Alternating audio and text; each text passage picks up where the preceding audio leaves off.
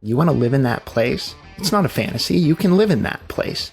You want that job? Go get that job. That's your job. You can get that job. If there's something that you don't know that you want to, you can get there. You want to paint a painting, build some furniture, become a blacksmith, run a multinational corporation, or spend all of your days surfing and being a life coach.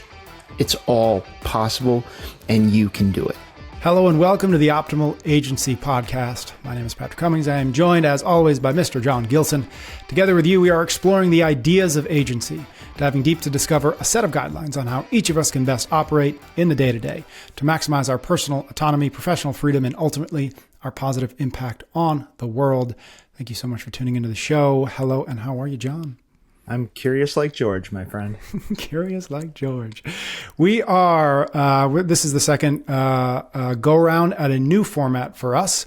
Very excited about it.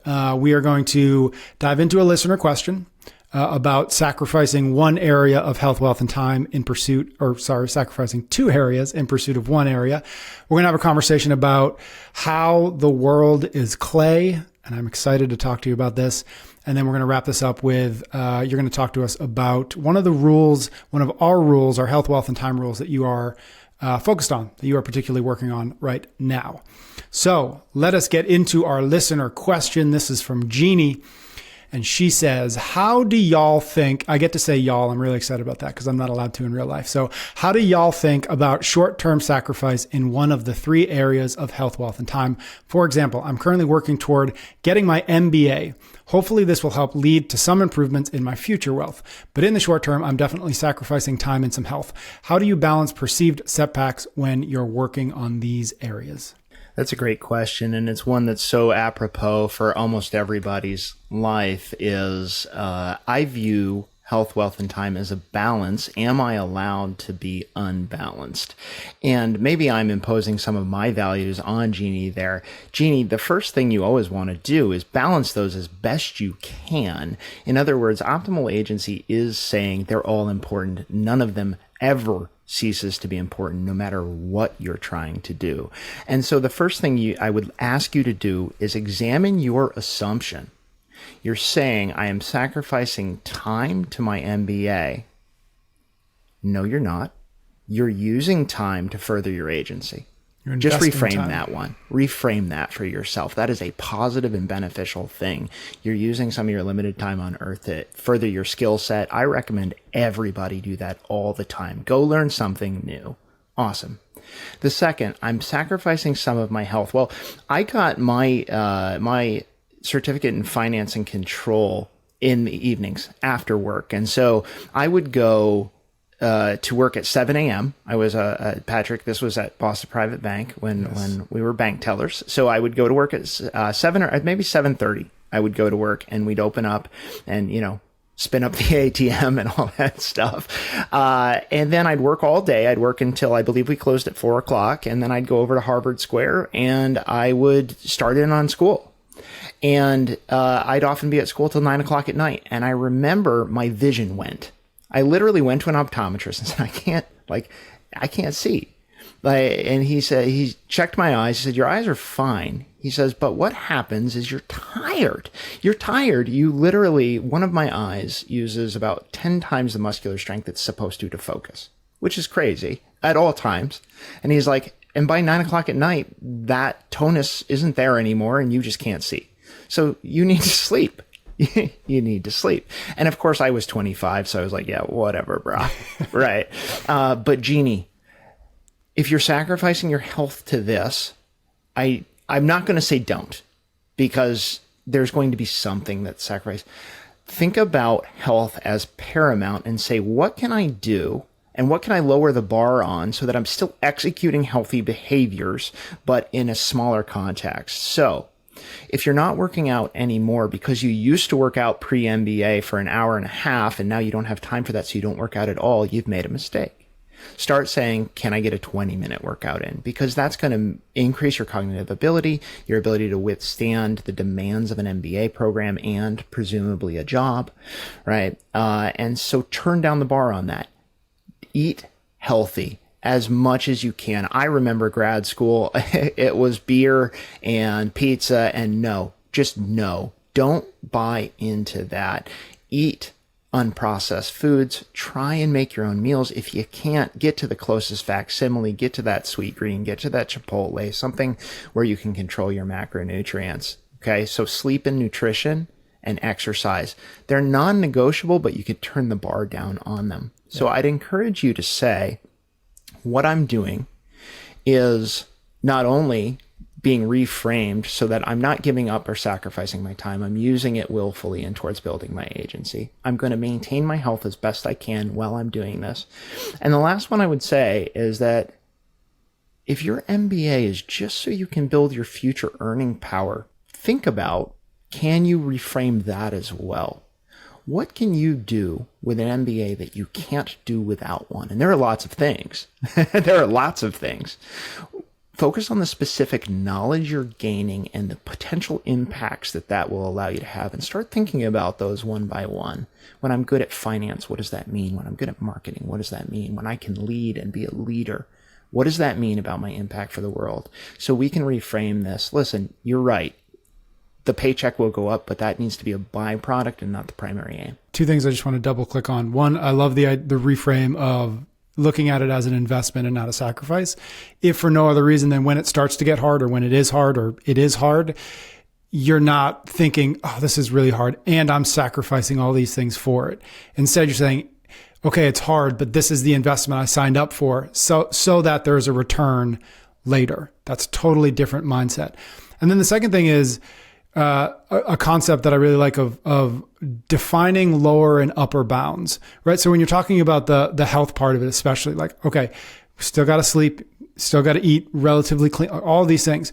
I think one thing that we tend to do to our detriment is have a very all or nothing attitude towards a lot of these things. Well, if I can't get to the CrossFit gym 5 days a week, well, then I'm failing. And so why am I even going at all, right? If I can't cook all of my own food because I don't quite have the time for it, fine, I'll just eat out every single night. But the truth of the matter is, to your point, is there are these lower bounds that are just as good, right? And sleep's a good example of it. Like, yeah, ideally we'd all love 9 hours of sleep. That's the upper bound. The lower bound is probably closer to 7. 7 is not that much worse than 9. And so don't throw the entire effort out because you're not getting 8 or 9. 7 is still a success. You're not cooking every single one of your meals. But to your point, the lower bound could be, I'm going to go to Sweet Green or Chipotle or fill in the other blank, instead of to the burger joint. I'm going to get a shake and a burger and some fries because I can't cook for myself, right? And so all to say, getting really clear on, like, okay, the upper bound is what we too often judge ourselves by. Perfect. But the lower bound is just as good, especially when the lower bound is as good as we can do right now. And so defining that and then considering that successful given the context that you're in, I think is also really important. Thank you, Jeannie. If you would like to get a question into a future episode, we surely would love it. The best way to do it, go to optimalagency.co/questions. There's a form there. Drop us your name, give us a little bit of context, and ask your question. And John and I would be happy to get it into a future episode. Okay, my man, our main conversation this week is going to be about the world being clay. And I'm really excited about having this conversation with you. This is actually, you said this phrase, and I wish I had gone back to look at in one of the episodes that we put out already. You just sort of threw it out there. It was one of those like wonderful moments where, like, I've never thought of that sentence before, but I said it and I really like it. And so we were out to dinner after recording that day, and we were batting back and forth. Like, yeah, like that was good. There's something there. Even so far as to say, like, there's a book there, and maybe that is the book that we should be working on, this concept of the world as clay. And so I wanted to just have an excuse to continue that conversation, to continue exploring what it means to see, to know, to live as though the world is clay. So I'm just going to very broadly, what does that phrase mean to you? It is the combination of an unreasonable belief in your own abilities combined with a willingness to act against that belief to make the world what you want it to be for you and by you. It's the underpinning of entrepreneurship. It's the underpinning of creating a serene life in the vision that you want it to be. And I think it's worth contrasting what it's not. It's not waiting for permission to live the way you want to live. It's not waiting for permission to develop agency. It's saying, I am capable of creating what I want to create. And for me, I think there was always this sense of inherent competence and capability. I can build what I want to build. And I think that came to the fore really for me in my 20s when, again, faster equipment actually worked. And a little bit of context. Again, faster equipment company you and I started in 2006, 5, 6, 7, somewhere in there. Yeah. Where we supplied CrossFit gyms primarily with the gear they need to do the fitness. Okay, go ahead. I just want to make sure folks know what that is. Yeah. And so it was first, is there an economic engine? Awesome. Second, what I want to do here isn't really sell equipment. I'd love to educate affiliate owners about, gym owners about how to run a gym. Okay, cool. I'd love to teach people, because there's nobody on YouTube doing this, how to do a clean and throw a wall ball shot. And it would be fun if this wasn't just here, if this was also in South Africa.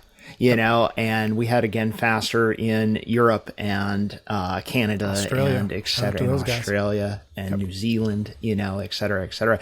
You began to realize that you could make the world into whatever you wanted it to be through the power of your voice and through the power of your actions. And what I want to do is I want to bring that sense, not only entrepreneurial, but to our individual listeners and say, listen, you want to live in that place? It's not a fantasy. You can live in that place. You want that job? Go get that job. That's your job. You can get that job, right? If there's something that you don't know that you want to, you can get there. You want to paint a painting, build some furniture, become a blacksmith, run a multinational corporation, or spend all of your days surfing and being a life coach. It's all possible, and you can do it. We're going to go into some of those more specifically, what you just laid out there. But the first place I want to start this conversation is something from Seth Godin. He wrote about in a book he just published called Song of Significance. And I want to present this because I want to upfront talk through some of the barriers that I think stand in the way of many of us between okay, that sounds great, John. I would love to be surfing every day, and actually understanding that it is possible, right? Let's try to close the gap a little bit. And so this is what Seth Godin writes. He says, the real desire is significance, to do something that matters, to be missed when we're gone. The universal desire to achieve dignity and be seen. Being significant means making a change happen, impacting people or the world around us so they're different than if we had never been here. But to create change involves risk, the risk of living in possibility and the threat of failure or success. When confronting the possibility of change, tension arises. Tension is not something to avoid. You can't walk outside on a sunny day without casting a shadow, and you cannot create significance without encountering tension.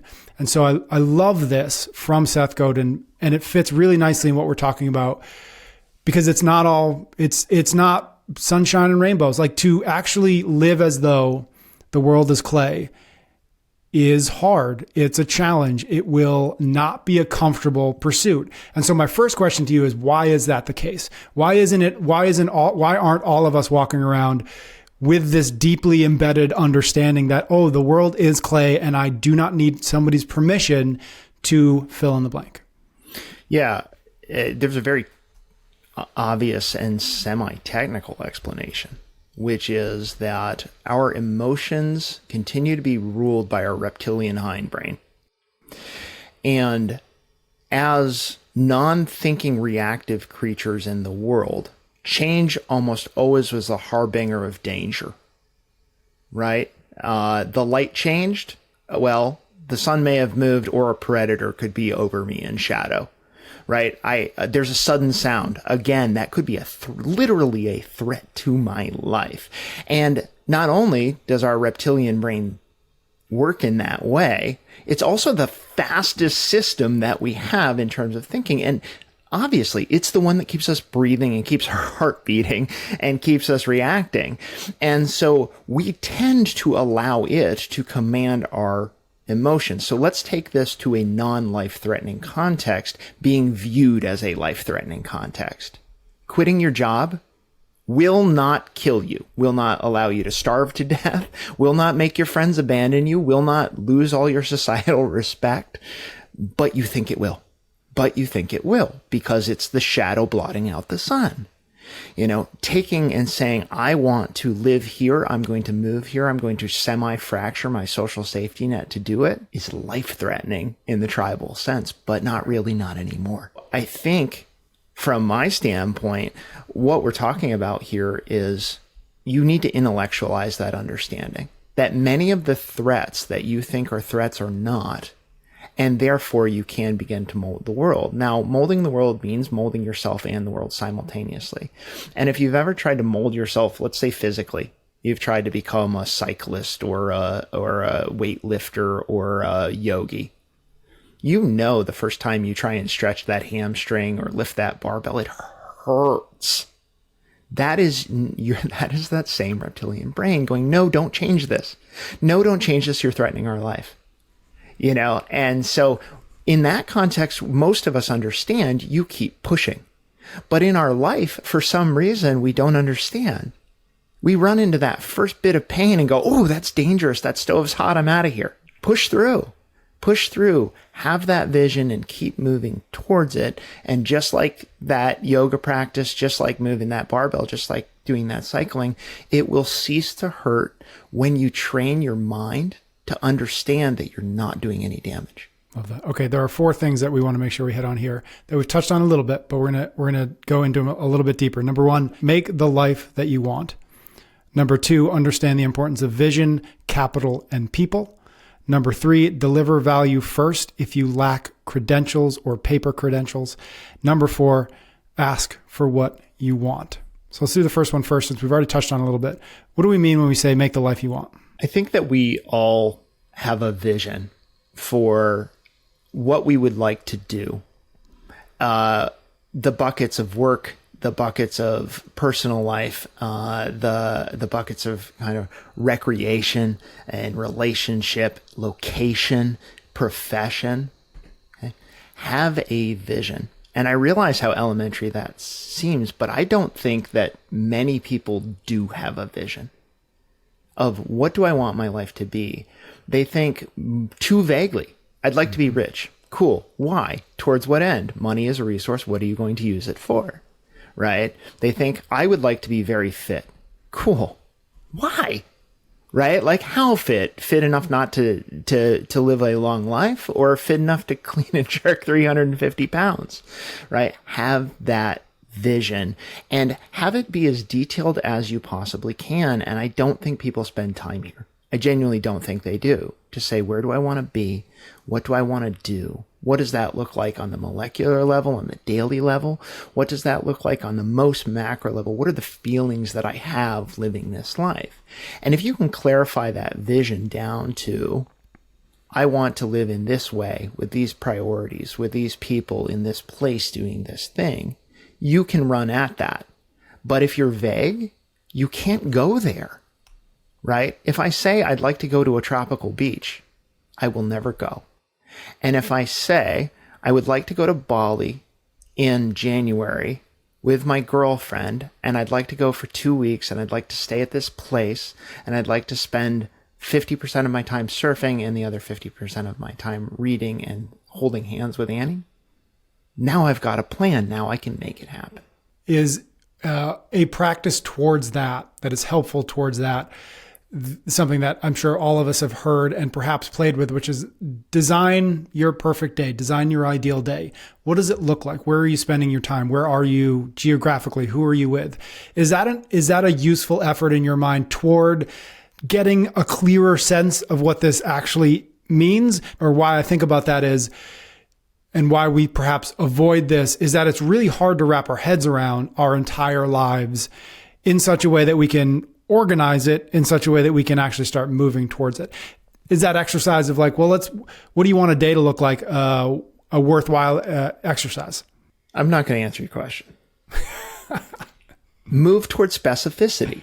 Yeah. Day, week, month, year, You can move towards specificity in time. You can move towards specificity in place. This place, these, at this kind of duration, right? I guess we're moving towards time there again, but move towards specificity. Don't say the beach, say which beach. Don't say a forested place, say which forested place. Don't say someday, say August 15th, 2024.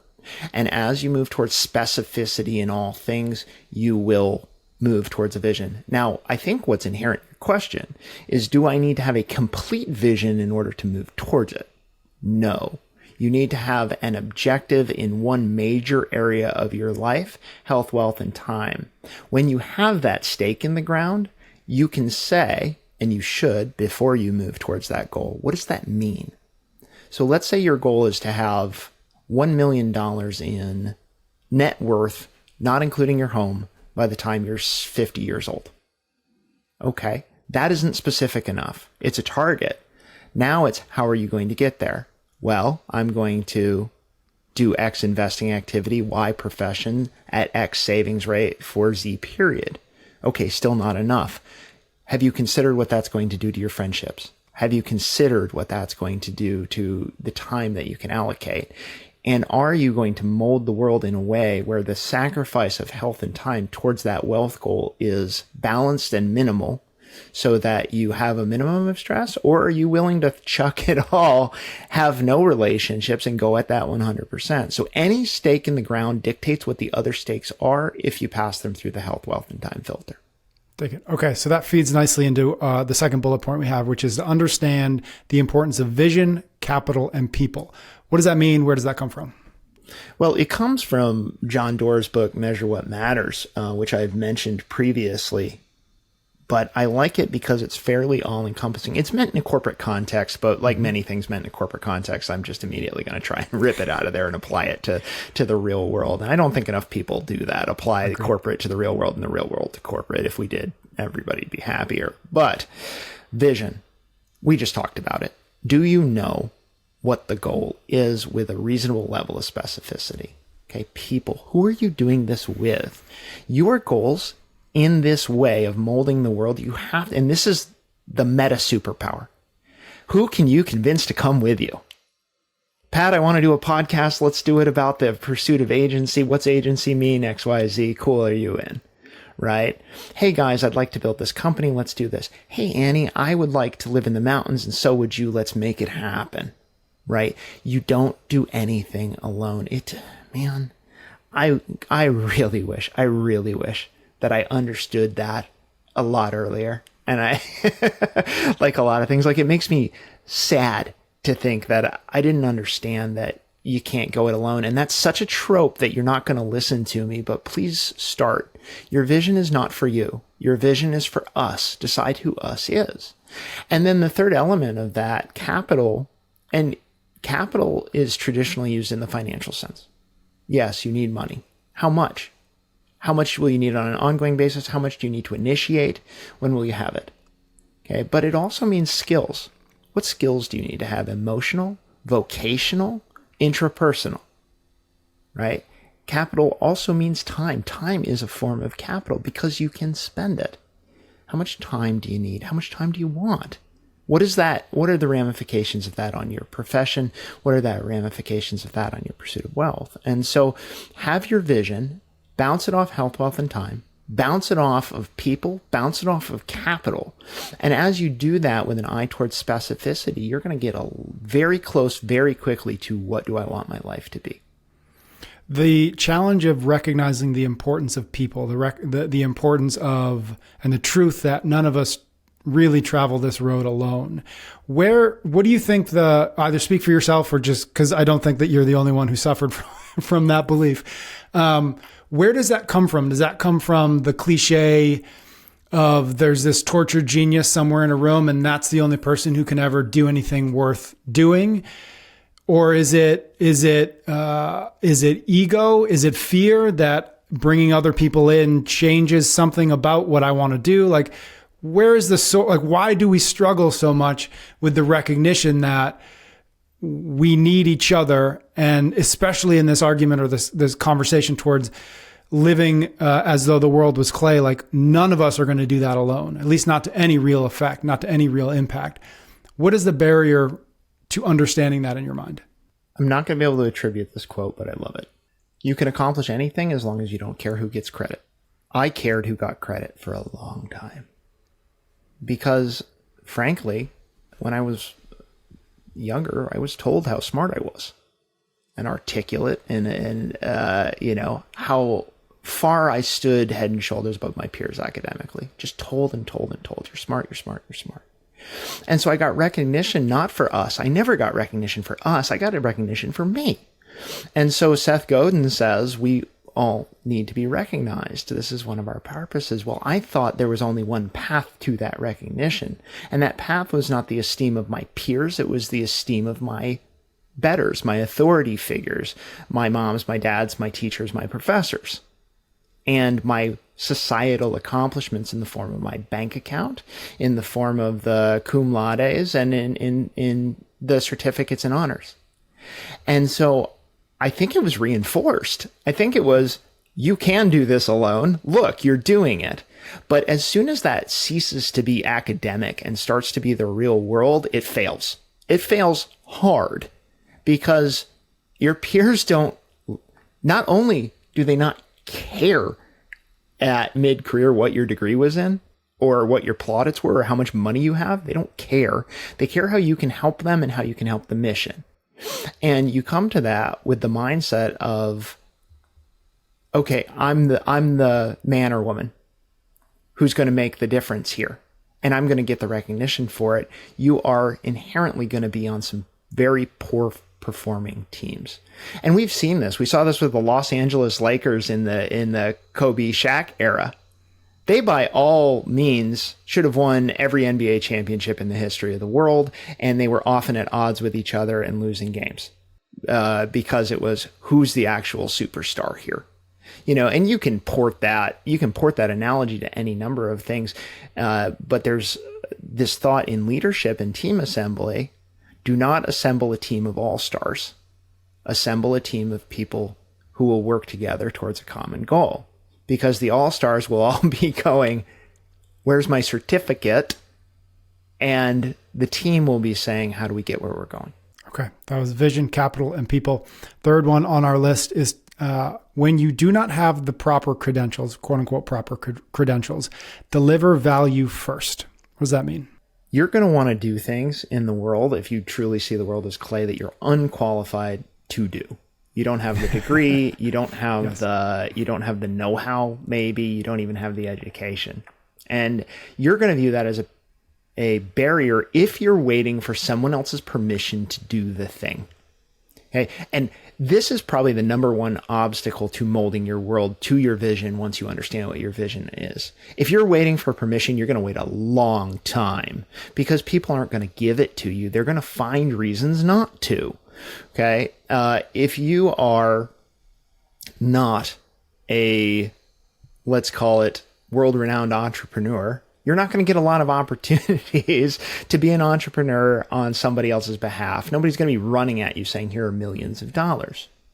Right. And so what you need to do in that scenario is you need to show competence first, not give me permission, but look what I did. Can I use it to help you? And I think about, we at one point in the late 2000s were probably making somewhere about a quarter to a third of CrossFit's media output that was on CrossFit.com under the, again, Faster Media banner. And, frankly, I say you yep.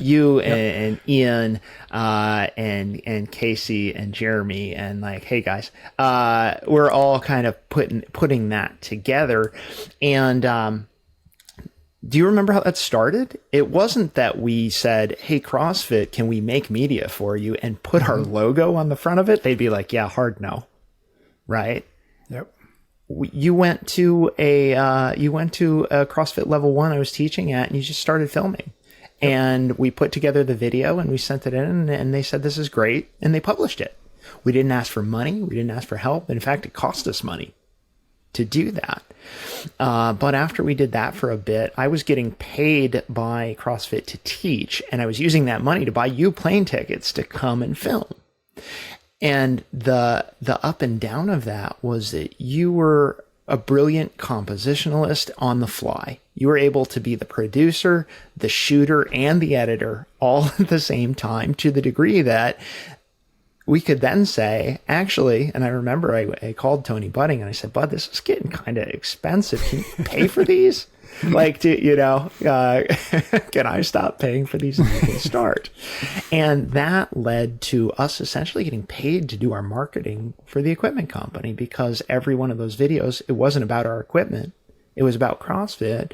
But the splash at the beginning was our logo. And so we got all this kind of awareness throughout the community. And that's just one of those things where I wasn't waiting for permission. I was delivering value. And I think you know this, but I also remember how I got on the level 1 staff. You filmed the first ever mic'd instructor video of me teaching the clean and jerk with a PVC pipe. And about 4 or 5 months earlier, I'd gone to level 1 and I'd asked Greg Glassman for a job.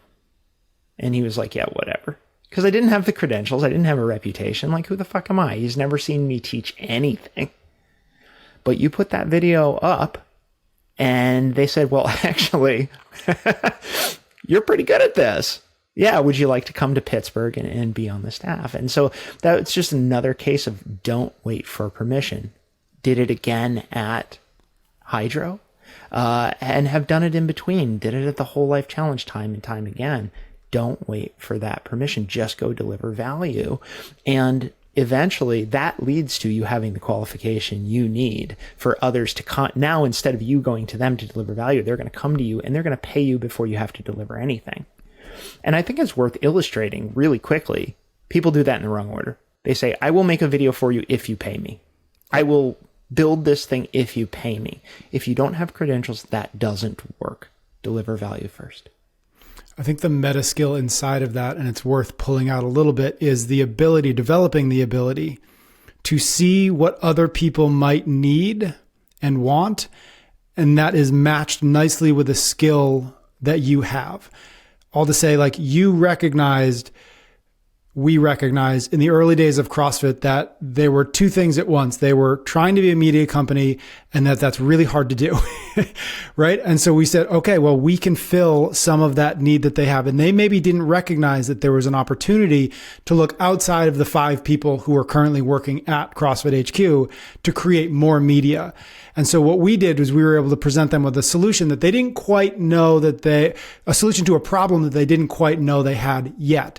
And we were able to present it in such a way that it became an easy yes in hindsight almost, and not not first. They didn't have to say yes to something first. They said yes to something that existed. And that is often a lot easier, because what we did was, hey, you guys have a problem and we have a solution, instead of, hey, you have a problem that you haven't identified yet and I'd like you to pay me to solve it. Way different conversation. And so I'll back to what I said at the start, which is developing the meta skill of finding where there's a gap between what somebody could need or does need or could want and something you can do well enough that it becomes an easy yes for them. Yeah, that is the kind of decoder ring in the Cracker Jack box here. And I am struggling to articulate exactly how you develop that skill of being able to see need where it's not seen yet. That is vision. I mean, that's what vision is. It's recently been popularized, that phrase, as being able to see around corners. What does the world need that matches with your skills that it doesn't have that it would want if you could deliver it? Right? And the ultimate arbiter of that isn't that you deliver it. It's that the world rewards you with traction in the form of being willing to pay literal dollars for what you're going out there with, and so you become really clever at saying, how can I help? Okay, what would the willingness to pay against this be? And both of those things have to be true. You have to be helping, and there has to be an economic incentive for all parties. And that is the essence of partnerships and partnership negotiations. That's the essence of business negotiations. That's the essence of entrepreneurship. And so if it's a skill that you want, and you don't have, and it meets your vision of saying, hey, I want this job nobody's ever thought of before. Start thinking about ways to validate willingness to pay. And I'll do a quick book plug here. There's a Bible for this. I didn't know. I mean, I read this long after I just think I was introduced to this book a few years ago. It's called Monetizing Innovation. That was the first three. The last one, again, these bleed into each other nicely, but the last one on our list here is to ask for what you want. Man, people don't. I work with a number of entrepreneurs to scale their businesses through Gilson Consulting. And I can't tell you how many times I'm told this employee of mine should have known. They should have done the right thing. I'm like, did you tell them what you wanted?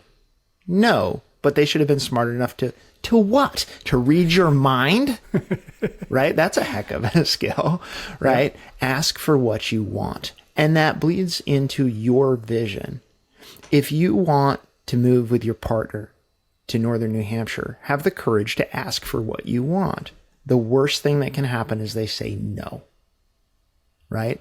If you want to work on a project that your company hasn't conceived of, deliver some beta value, and then go ask for what you want. I would like my job description to change to do this. The worst thing that happens is they say no.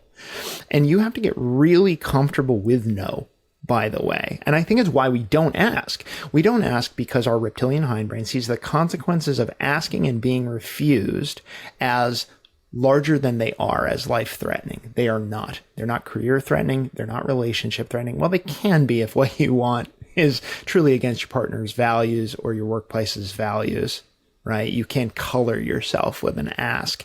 But I think we're too sensitive to that. So, in the most basic sense, if you need more wealth and you want to raise, ask for what you want. If you want to move somewhere and that serves your vision, ask for what you want. If you want your full-time job to be a 3/4 time job so that you can spend that time developing your impact on the world, ask for what you want. And here's the secret. Don't just ask for what you want. Give a compelling why. Always, always, always add why. I would like this. Here's why. Here's what I think the benefit is to me. And importantly, here's what I think the benefit is to you. And I can't say, I mean, it almost feels like this most basic thing that I want to underline, highlight, stamp, and then kind of write backwards on your forehead so you see it in the mirror. If you believe the world is clay, you must ask for what you want. I love that. Anything else as we wrap up this conversation about the world is clay that you want to hit on before we move on rather? No, I'm happy to move on. I want you to just meditate for a moment on the moldability of clay, but the permanence of clay once it's fired. In other words, you can make almost any shape you care to out of clay, and then when it becomes ceramic, it becomes incredibly strong and enduring. And so think about that. I will. I love that. You had mentioned toward the end of that, our book list. I just want to make sure people know what that is. If you head to optimalagency.co/newsletter, you will not only sign up for our weekly newsletter where we give you some actionable tips every single week, but you will get our list of 35 books that we recommend you read across health, wealth, time, and agency. So if you don't have something to read, let us help you. We've got 35 books we recommend. optimalagency.co/newsletter. Okay, my man, we're going to close this episode out with one of the things we want to start doing is bringing two things. One, practically speaking, bringing in how you and I are working through some of these rules, how we are bringing them into our life, how we are trying to improve them, how we think about which ones to work on and how. But even a little bit higher level than that, what we want to make sure people recognize is, and you said this in a previous episode, just because we put these rules together does not mean we are perfect at following the rules, right? Yeah. You continue to eat sugar. I continue to struggle with making as much as I'm able, etc. So one of the things we want to do every once in a while in these episodes is actually talk about what we're working on, why we're working on it, and how we're working on it. So your turn this week. What of our 18 rules are you working on? I am working on, and you'll be proud. I hope you're proud of me, Patrick. I took some action towards this in anticipation of our conversation. It was very productive. I'm trying to limit screen time. Okay, so let me tell you exactly why. I have been, I've got a graduate certificate in finance and control. It was primarily focused on investing, real estate investing, stock investing, bond investing, the efficient market frontier and the random walk and all this stuff, And so I've been fascinated with investing since I was 24, 25. And so the daily mouthpiece of investing is the Wall Street Journal. Okay, so I recently got an offer, via the internet overlords, my phone is listening to me, to subscribe to the Wall Street Journal for $1 a week, right? So like $4 a month. I was like, yeah, okay, fine. Worst $4 I've ever spent and I've been through this cycle. I already know this isn't the thing I need to read. As soon as I start reading the journal, I start thinking about my portfolio. And I don't start thinking everything's great, I should sit on my ass. I started thinking I need to do something. Oh my God, like the China youth unemployment under the age of 22 is 30%. What does that mean for my international diversified index fund? Well, I don't know what it means.